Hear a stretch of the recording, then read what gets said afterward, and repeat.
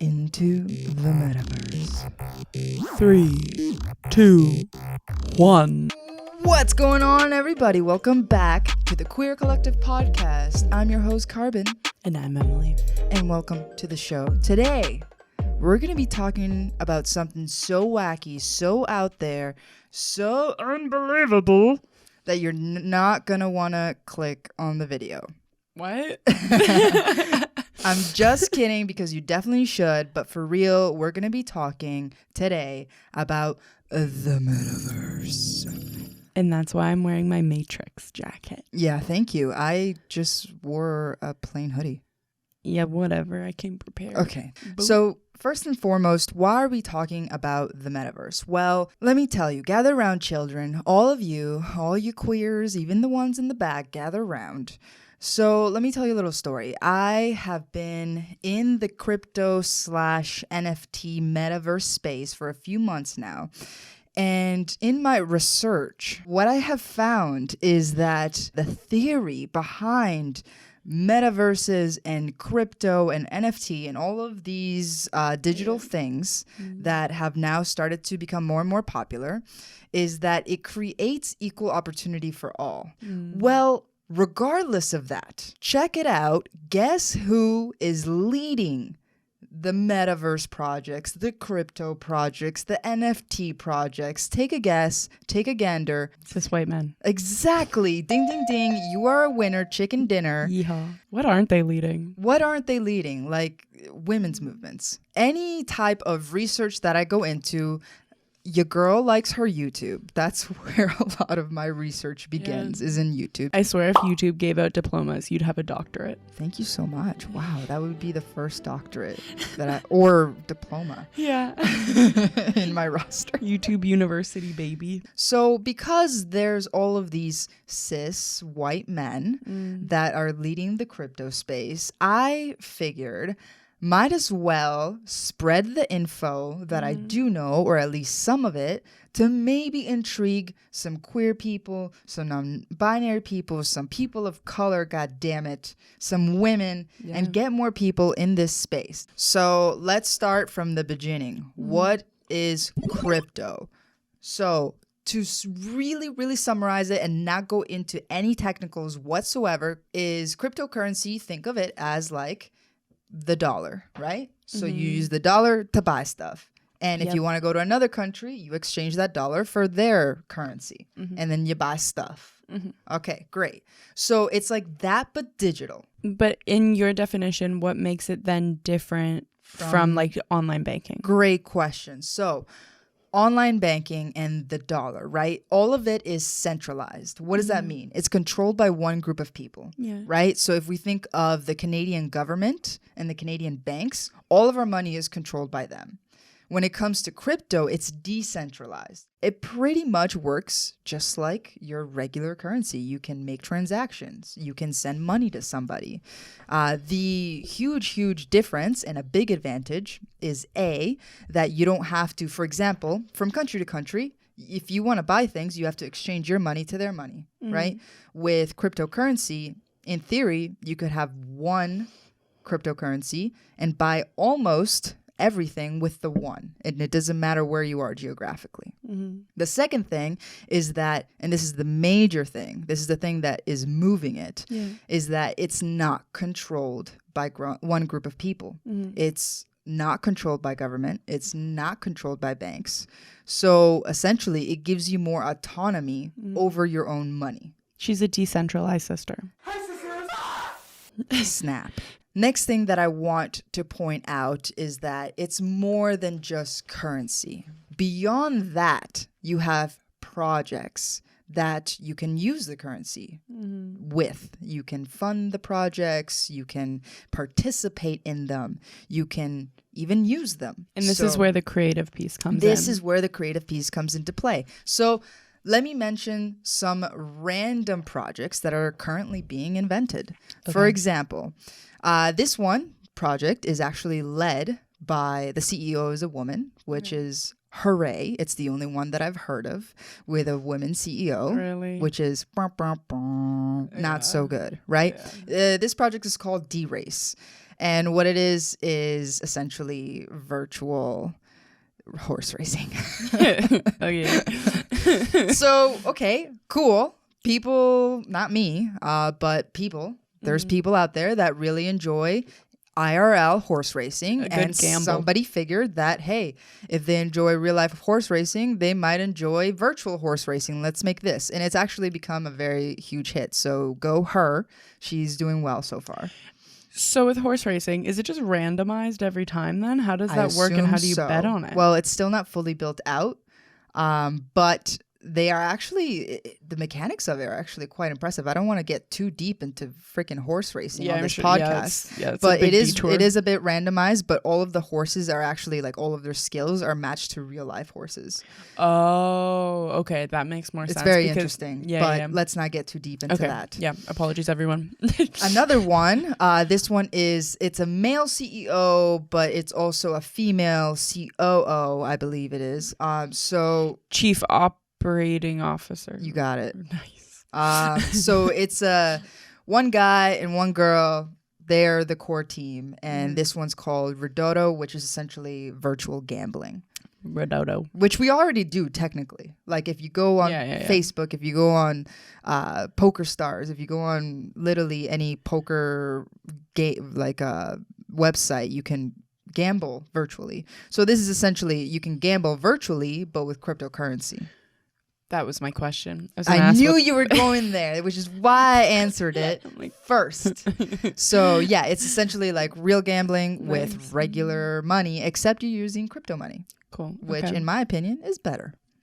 Are there any fun creative projects you can tell me about? Yes. So this is where I really want to start to kind of bring in the creative crowd, the queer crowd. One, and this one is for musicians, there's a project called The Hustle. The Hustle is a site, a crypto site, where artists can make money. How do they make money? Well, people buy into the artist projects. So for example, you can get rare NFTs where, for example, if you buy that NFT, you maybe get access to exclusive concerts, or you get access to exclusive music as well. Like you can monetize your music in a way that is more than just putting it on Spotify and hoping that it takes off. So would you say this is almost like a Patreon? It's kind of like Patreon, except it's in the metaverse. Giant difference with Patreon and something like this is that in Patreon,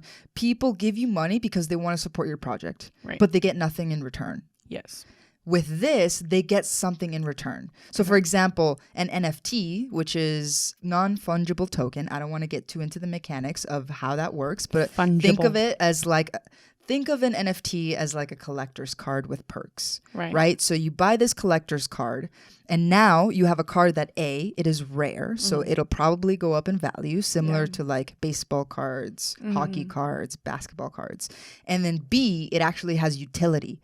So maybe that card allows you to go, like I mentioned, to exclusive concerts, or lets you listen to music ahead of time. Something like that, where you can both benefit the artist and benefit the person that is buying these things, right? Cool. So how do they make sure that the artist then doesn't start losing out on like ticket sales if so many people are buying like NFTs? Because there's only a select amount made. So say, for example, you make 100 of these cards, or even 1,000 of these cards, or even 10,000 of these cards. That seems like a lot. Still collectible? Depending on how big of an artist you are, or how recognized, I should say. So if you're a very, very small artist and you make 10 cards or 100 cards, then that means that only those select few can have essentially free access to these things. So you always block out that amount per concert. Right. The rest is ticket sales. Yeah. If you're a big artist, give like a Demi Lovato, a Lady Gaga. Say you make 10,000 cards. Yeah. Because Lady Gaga is such a huge icon, these 10,000 cards would sell out almost instantly. First of all, anybody that loves Lady Gaga would want to go to their concert essentially for free after purchasing this card. And she's in stadiums too. And obviously the rest of the money would be for ticket sales. Now, what happens if you like get bored of Lady Gaga and you're like, I don't want my card anymore? Well, you can sell it, and now you can sell it at a much higher price because there's only 10,000 of them made, and not everybody is selling their card. And how is there any legal guarantee that you get this perk for life or get this perk for whatever designated amount of time? No. Okay. So that's where the risk comes into play. Yeah. But the thing is that when it comes to artists, like, yes, you could sell something and rip everybody off and then run off with the money. That short-term gain is going to be a really huge long-term loss. Yeah. If you think, like, your fans won't trust you. True. You know? So there's that accountability. The accountability doesn't come anymore from laws. It comes from self-policing. It comes from the community being involved.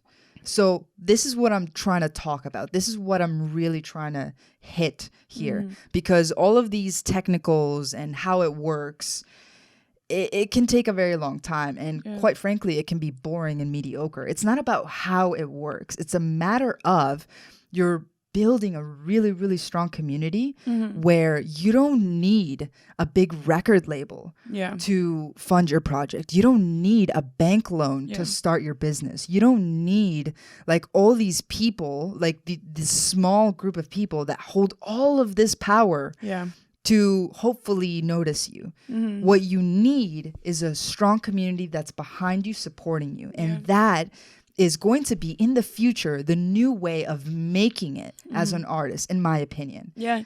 And one example that I recently heard of is Mila Kunis. She started an animated series through selling NFTs. Exactly. And basically it's a form of crowdfunding, but the cool thing about it is that the NFT holders, they get to vote and decide what's going to happen next in the show. So that's kind of like the cool perk. Which is so cool. Yeah. Like, you're involved now. Yeah. Like, it's not just like, I bought this, cool. It's like, I bought this and now I'm part of the community and I'm participating and I'm giving Mila Kunis my opinions and she's actually taking it into consideration, and like now I have direct access to her. Yeah. Like, that is big. And a big thing that she said was about the red tape of like getting funding. Exactly. And that's the reason that she went for it, which I'm sure a lot of us can relate to if you've ever like applied for a grant or tried to get money from an investor, is that specifically what she said is that you'll pitch it to one person who's on the lower level of this company, and then they go by themselves, go and pitch it to their boss, and it's a game of telephone from there, and then your idea gets lost, and either people don't like it, or when they come back to you with a yes, it's not really your idea anymore, and they start taking it in a new direction. And then they say like, yes, you can do this, but we want this and this and this and this, and here's the limits here, and you can't do this, we have to replace it with that because we feel better about it.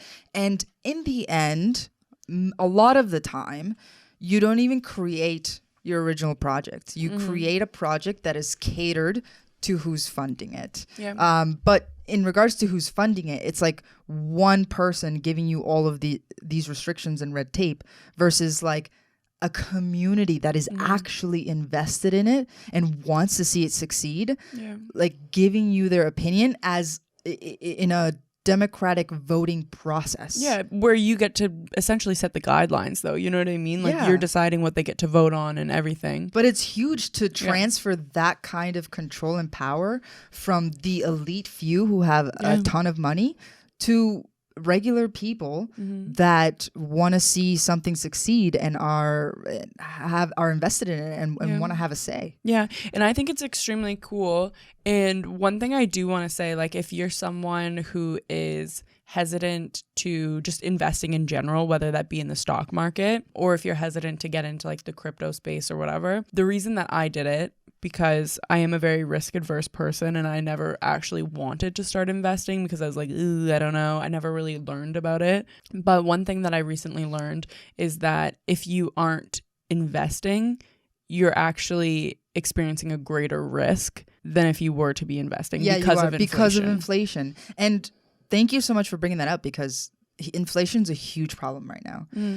In Canada, in the United States. Oh my God, in the United States. Whoo! Everything's expensive. Supply chains are just like overwhelmed and like everything's getting more expensive. It's like yeah, this product used to cost this much, but now if you want it because there's a shortage, now it costs this much. And you're like, holy, like I can't afford anything anymore. Yeah. So inflation is on average 2% increase every single year, right? Yeah. So no matter what, every single year, every single year, you are losing 2% of value in your money. So for example, if you have $100, next year, that $100 buys you 2% less of stuff or services or whatever, right? That sucks. I had $100. What happened? You know, like it lost value. Yeah. And basically just an example of that is like what you'd pay for a coffee like 10 years ago is much versus less today. Than today. So it's so much more expensive than it was 10 years ago. Or 50 years ago, etc. Yeah, exactly. So we have to protect ourselves, especially as artists. You know, there's this whole notion of the starving artist. Like this is why I'm trying to put out some information out there to at least maybe grab some people's attentions, because artists, man, you're losing your money. And on top of that, there's so much red tape for you to get to where you want to go. And the notion of the starving artist, where people want to pay you in exposure or they want you to do them a favor. Yeah.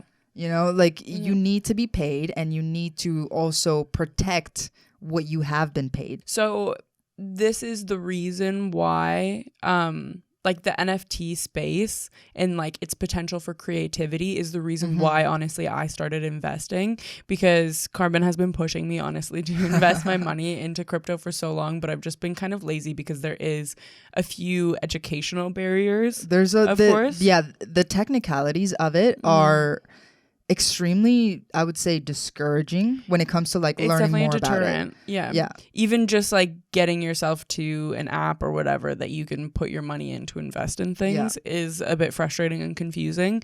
But honestly, there's definitely just YouTube videos you can watch. I just use like Wealth Simple Crypto is what you showed me to use. It's very simple. It's true to its name. And that's what I do. And honestly, just looking at this potential for creativity, I was like, that's something that I want to put my money towards. Like I want to put my dollar into that, because like I just want to see many people have a democratic vote at what they want to see, rather than one rich person getting to decide. Yeah, like totally. I just believe in that as a concept. And you know what the incredible part about all of this whole crypto metaverse space is that almost every single project leads with art, which is incredible to see. It's creating so many opportunities for people. Like if you're, for example, an animator or a graphic designer, like maybe look into company, like there's so many companies that are hiring artists because they want to put their project out there, and they know that the only way that it's truly going to gain a lot of traction is if they have incredible art first. Yeah. And then the project technicalities come after, to be honest. Like people are leading their massive projects with the art first. Like people look at the artwork and they're like, that's amazing. I want to invest into that. Let me find out what the actual project entails. Yeah. You know, but it's art first, which is it's revolutionary. Like when have we heard of corporate companies leading with art? Like never. Like this is now the time, which is why I'm talking about it. Can I ask you a question that might be hard for you to answer, but this is like constantly the argument that I'm hearing against NFTs? Sure. Is people saying like, oh, it's not necessarily a collectible because you could just screenshot it. You know what I mean? Right. So this is a very popular belief, is that people are paying hundreds of thousands of dollars for a JPEG where you could just screenshot it and have the same thing. Yeah. That is entirely false. And I'll tell you why. When you buy an NFT, yes, it's a picture, and yes, it is technically a JPEG, but that JPEG comes with code. Think of it like a barcode when you buy an item off a shelf. That barcode exists only for that photo. You know what I mean? So you can't just have a JPEG and screenshot it and resell it. Like there's so many like procedures that you'd have to go through to even attempt that. And the thing is that like legit projects have a little check mark beside it. So people know which ones are the real NFTs and which ones are just like screenshots. Yeah. And one thing I will say, I guess, to support that is anybody could take a photo of a rare baseball card. Yeah. And totally. be able to look at that photo, but you don't have the collector's item. And the thing with people who collect things is it's about the legitimacy of it. Oh, absolutely. And the blockchain gives it the legitimacy. Oh, yeah. The blockchain gives it the legitimacy. So think of it, again, like I said, like a barcode. Like that barcode is attached to that picture and only you possess that barcode. Nobody else does. And that's what gives it its value. That's what makes it not actually replicable. Okay, I want to use another project here just as an example of what is possible. Cool. This next project, let me pull it up on my laptop, is called Realm. So Realm is a very, very cool metaverse project. And okay, first of all, think of, when I say metaverse, think of just like an alternative virtual world. That's what it is. That's what a metaverse is. It's alternative to what? Real world. Okay. Alternative to what's actually going on in your actual physical life. Okay. It's where you can go to escape. So it's basically just you're inside of a video game, right? Kind of, yeah. Think of it like Sims, but you have more control. And you have like a VR headset on, right? Sure, you could. Not yet. You don't have to. We're headed there. Okay. Not yet. But eventually, probably, we will have VR headsets. And we'll probably, if you've ever seen the movie Ready Player One, we'll probably walk around, like, with our bodies, walk around, and our avatar in the metaverse does the things that we do. Yeah, but that's for a later time. But yes, would recommend watching it. Yeah, we recently watched it. It was kind of freaky deaky. It's a little freaky deaky, but kind of cool. Yeah. The ending's a little corny, but the graphics and the concept of it is really cool. Okay, so back to Realm. So this project is it's a cool metaverse project where artists have full control over their art, their projects, and they have full control over monetizing that art and those projects. So, for example, you can go into Realm, create your cool little virtual avatar person. You can buy virtual plots of land and build your own art gallery. Cool. You could have, like, say you're a painter, you're a graphic designer, you're an animator. You could build an immersive art exhibition where people pay to view your art exhibition and interact with it. You can make it interactive. Like, the possibilities of it, the limits are not, they almost don't exist in comparison to limits in real life, you know? Like, when it comes to art galleries in real life, you have to pay for a space and like a physical space, and you can't have it forever. You can only have it for that one night, and you have to transport all of these things physically, lug them over to that space, and then display it, and then real people come in, and maybe you're staying late to clean up and all these things. That doesn't exist in the virtual world, right? You get your plot of land, you build your art exhibit, and then from there you make hopefully a lot of money from people that are looking to explore. How much does a plot of land cost? Well, it depends. It depends on where you are and how much of it. So my question for you is, you said that this is a space with like no barriers where people can entry in, but this sounds like a bit of a barrier. Great point. So thank you for pointing that out. Money is always a barrier, right? But the thing is that this space, the NFT space, the crypto space, the metaverse space in general, is a place where you can start with $50, $100, $10, and you can grow that by just learning a little bit and using all of these tools to make more money. The thing is that I've seen literally teenagers, haven't even finished puberty, turn $100 into $100,000 just by getting involved, learning a little bit, and using that knowledge for profit. And if they can do it, we can do it too. You know, like people are already catching on and starting to implement these kinds of things, but like it really needs to be more well known, because if artists are more involved in creating their own projects in these spaces, then once again they're going to get left behind. And artists have been left behind so many times during many different revolutions, like the creation of the internet. For example, everybody said it was whack. Everybody said it's not going to catch on and that it's going to be a flop. And look where we are now. Everything is via the internet. That's a very good point. Now, crypto, metaverse, NFTs, everybody's like, this is stupid. Don't pay for JPEGs, pictures. Like, crypto is whack. It's not real money. All these different statements. Yeah. I guarantee you that in 10 years' time, we're going to look back and be like, this was basically the creation of the internet 2.0. Yeah. No, exactly. So this is like your chance to essentially get in on something that is going to be that big of a boom.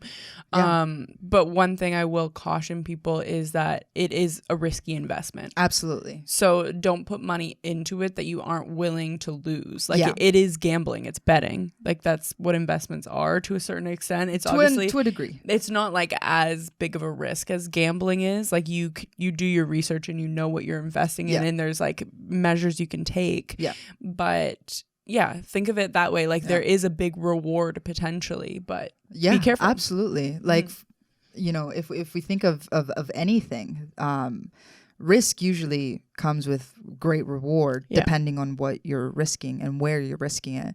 So, for example, if we're thinking safer. If we're thinking super safe, we go savings account. If we're thinking a little bit riskier, we go stock market. If we're thinking riskier than that, we go crypto. And if we think probably the riskiest, we go to gambling. Yeah. Right? But the thing is that people gamble all the time. And nobody's like, yo, don't gamble. Well, some people are. But nobody says like it should be a law that you can't gamble. Well, again, some people are. I'm just contradicting myself here. Yeah. The point is that there is high rewards to reap if you do some research. Don't risk it into just anything. Yeah. And don't risk amounts that you're not willing to lose. And you definitely should do research.